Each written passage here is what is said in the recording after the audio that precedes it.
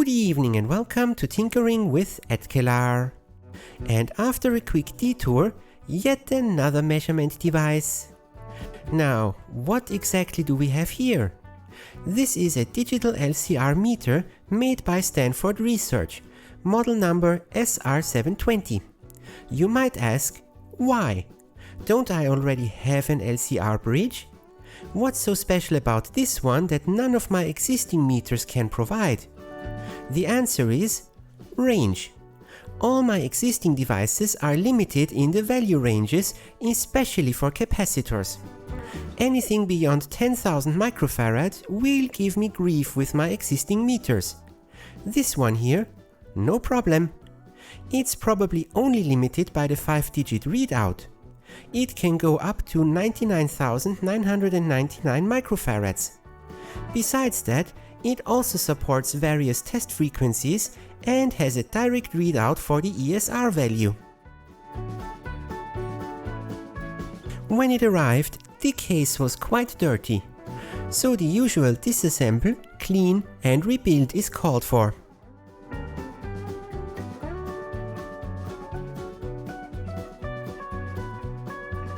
The top of the case comes off with 3 screws from the bottom. The 4th one is missing.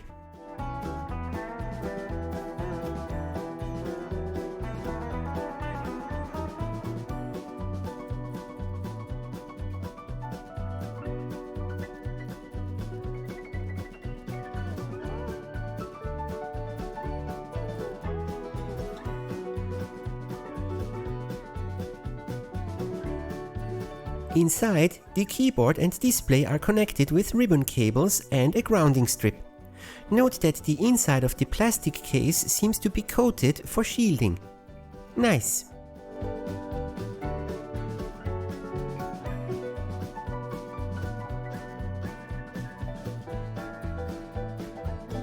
Trying to remove the test fixture first.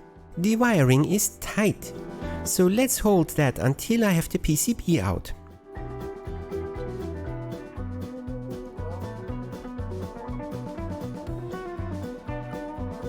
Loads of screws and a bank of voltage regulators on the heatsink, as well as the mounting screws for the RS-232 port.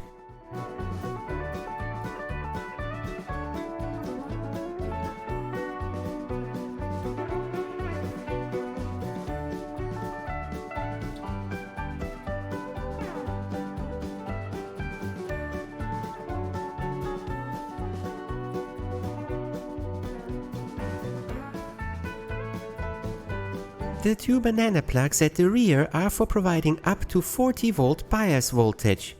This is added to the test voltage so that an electrolytic cap can be tested closer to its nominal DC working point.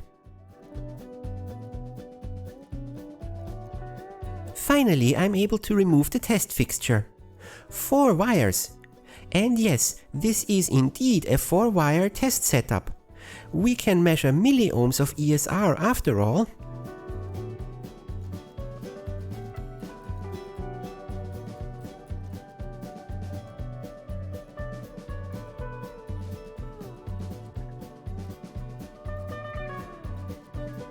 It seems that the case had water ingress at some time.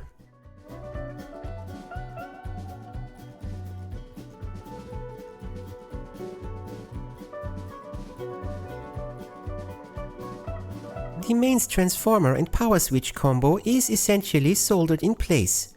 Since there is some visible rust on the transformer, I'd like to remove it and give it a good scrub.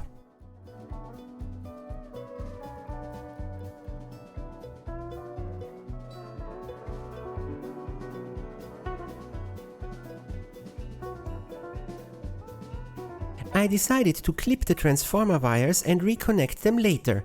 That way, I don't have to guess their respective pins, and the colored insulation on both ends helps.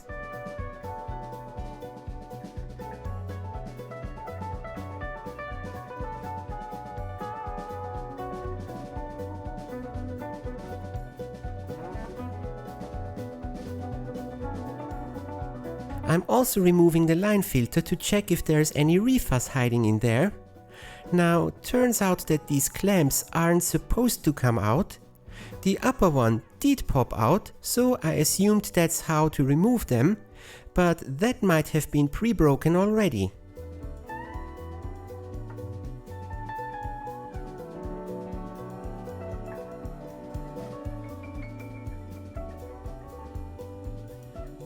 The keyboard and display are mounted with screws. One from the display is again missing. Somebody was in here before.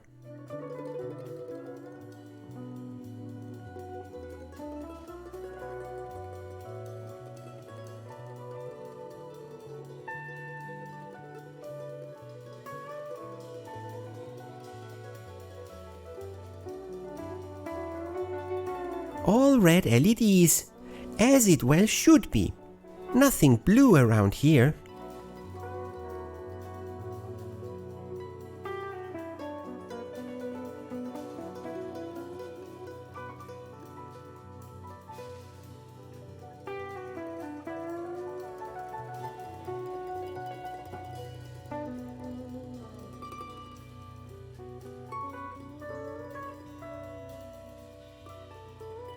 The keyboard has a few yellow and green LEDs embedded. Still, nothing blue.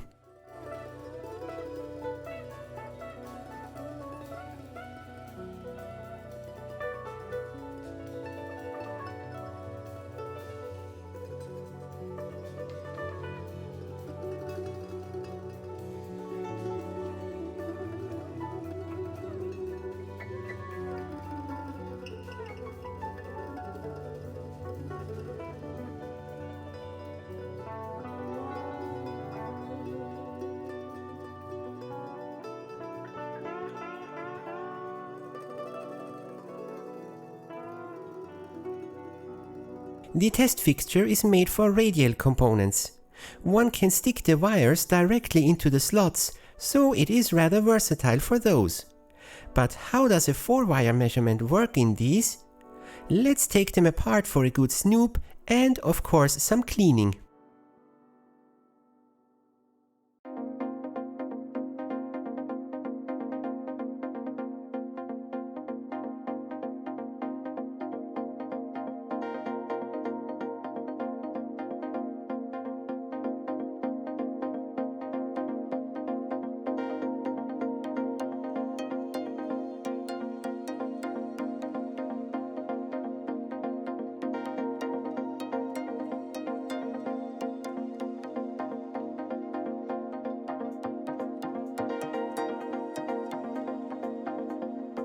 There we are. Each of the terminals is made up of 2 opposing metal plates. These are hinged at the bottom and spring-loaded against each other. When you insert a lead between them, the lead spreads the 2 plates apart, but is still in contact with both of them. One is the supply and one is the sense line. It doesn't get much easier than this.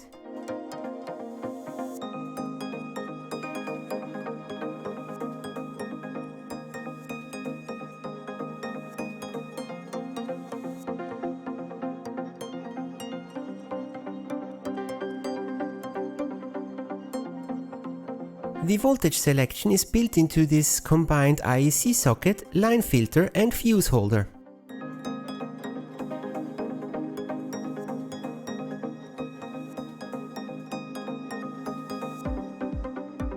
Now to check for explosive capacitors.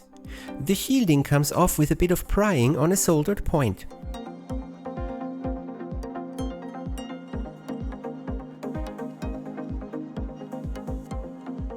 Thankfully, nothing is potted here. And even better, no reefer inside. These ceramic ones look just fine.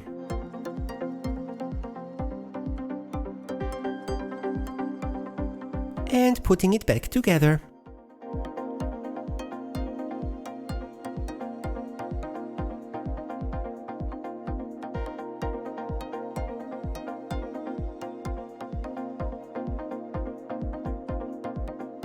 The power switch gets some good cleaning too, and since these rocker switches are a bit annoying to open, I checked for resistance, 0. some odd ohms.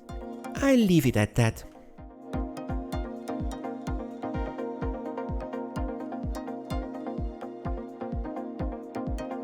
Assembly time!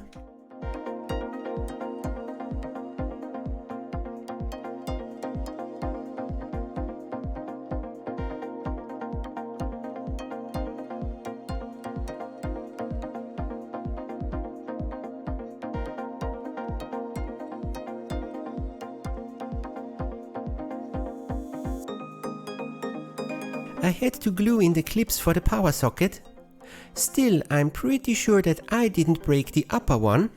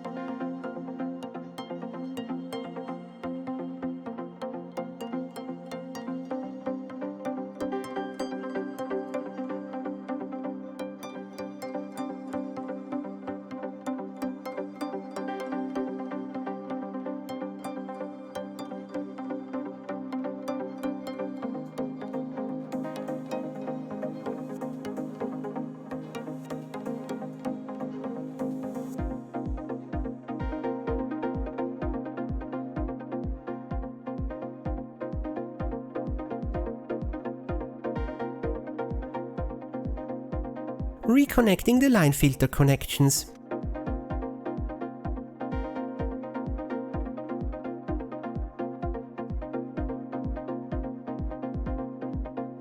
And setting the voltage selection card to 240 volts.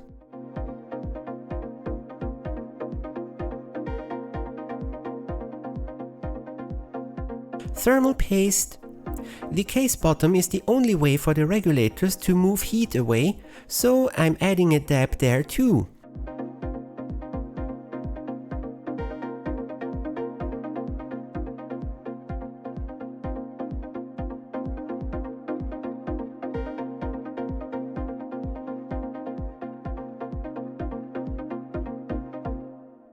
And recapping time. Getting the old caps out was a bit of a struggle. The solder has evolved between the pin and the through hole. I did pull out one of the plated holes in the process. Whoops!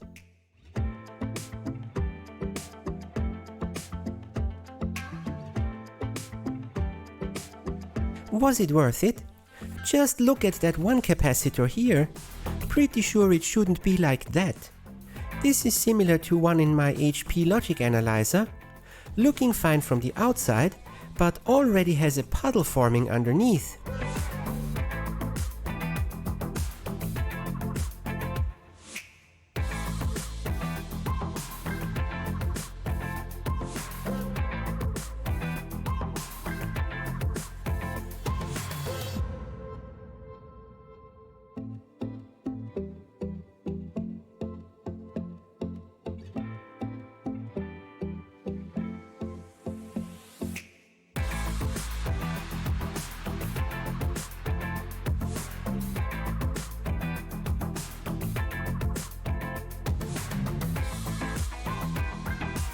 The lithium battery still measures at 3.2 volts.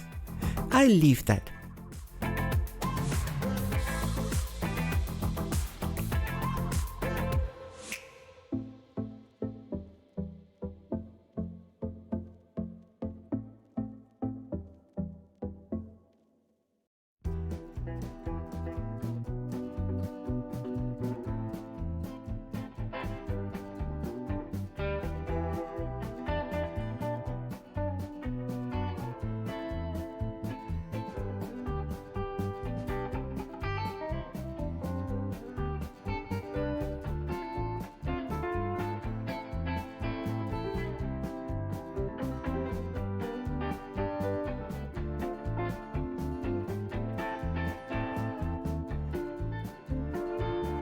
Cleaning the contact plates of the test fixture.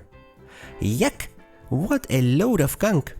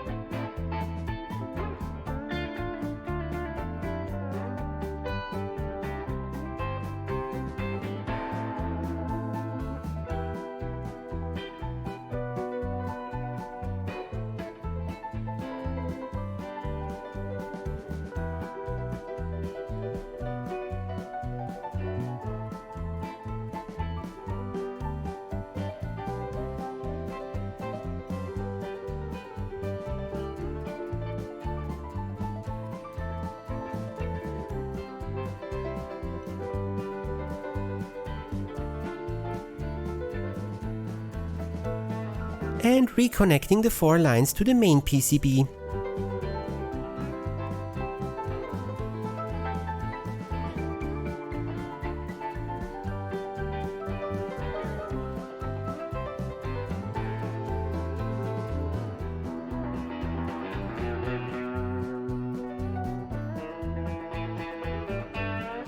Mounting the display again, paying close attention to which way is up.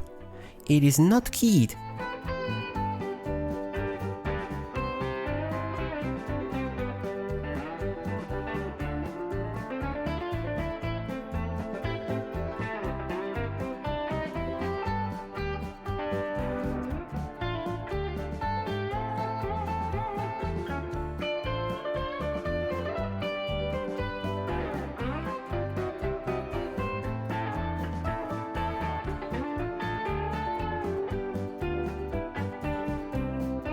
And also the keyboard.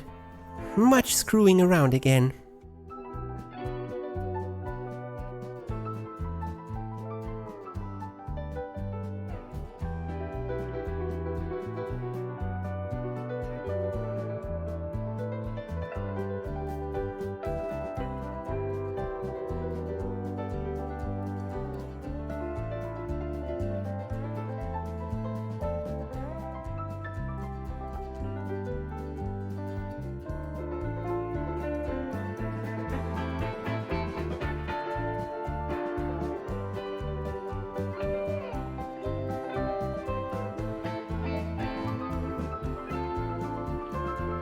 And now, closing the case.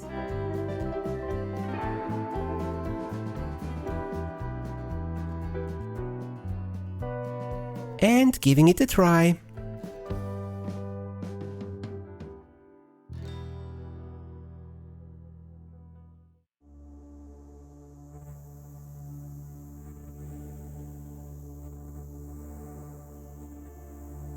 Woohoo! That was relatively easy.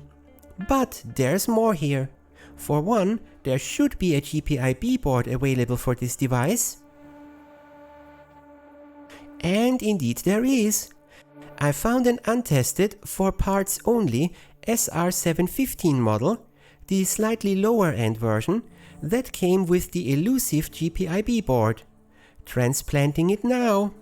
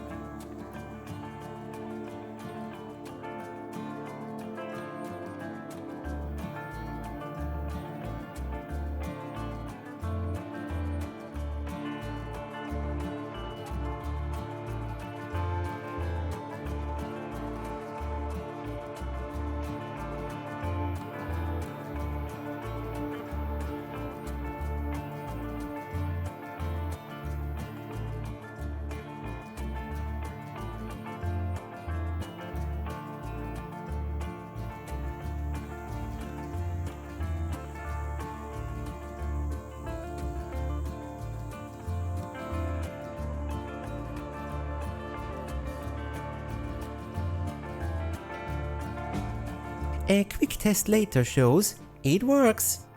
The second socket on that board is called a handler interface. It provides a few outputs to show programmed test results, go, no go, as well as several pins. It also has a trigger input line.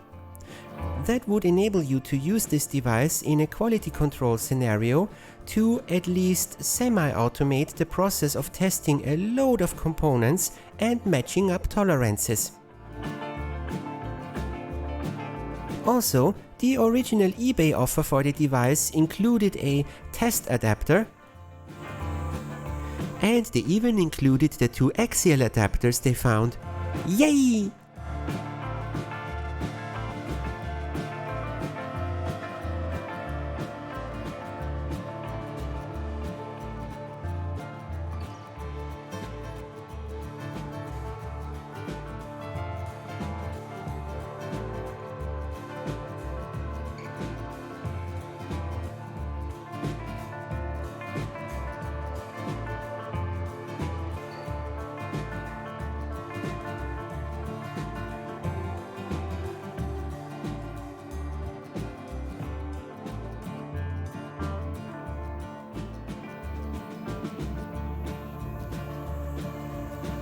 Originally, there were multiple adapters available for this device, but they are fetching a hefty price these days.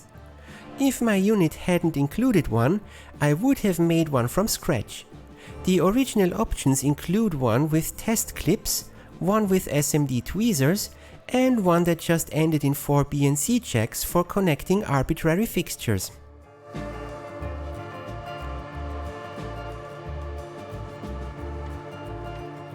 The one I got here came with an custom fitted pair of tweezers.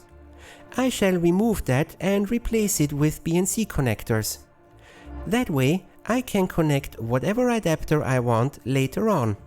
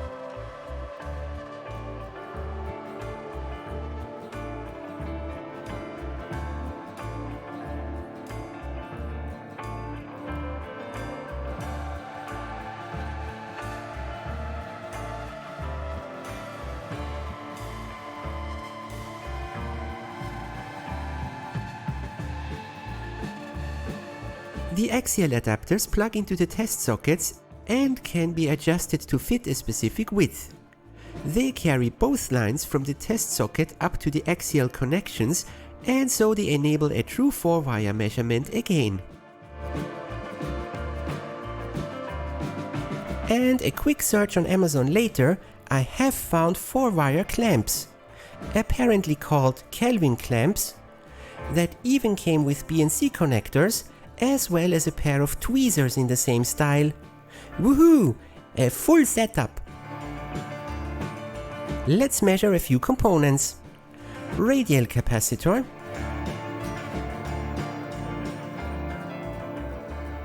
including some bias voltage.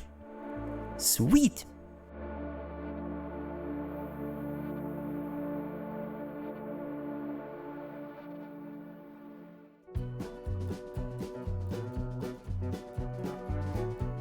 Inductor,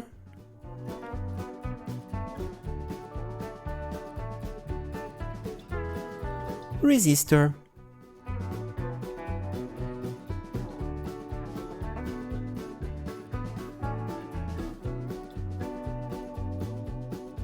and the two largest capacitors I have around.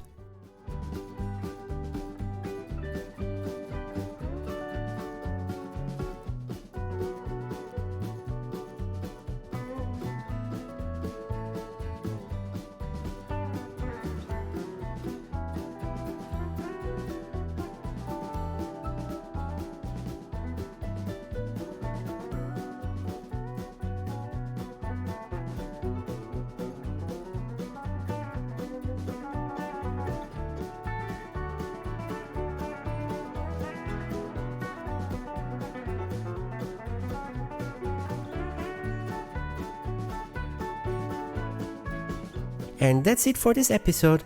I hope you enjoyed this little project. See you next time!